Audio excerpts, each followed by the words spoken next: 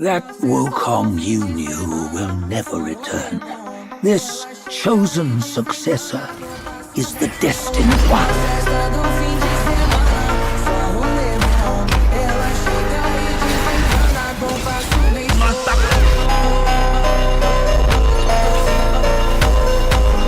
From this day, my name shall be Sun Wukong.